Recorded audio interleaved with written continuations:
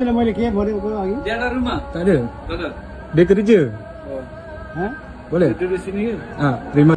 Tak ada kenal lah. Kristal kenal. Apa dia? Itu dia Muslim tadi. Sana. Kereta.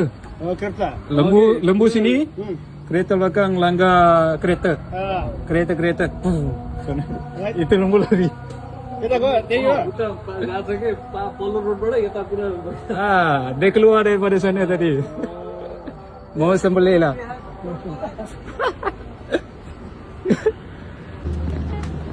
Office dekat Plaza Emirates naik level 5.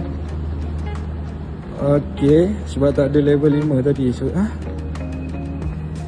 level 5.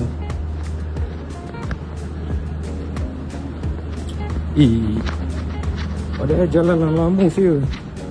Dia punya serabut. Kak Asha Dekat Grab je tau. dekat Prima Tebrau. Okey. Alright. Terima kasih ya.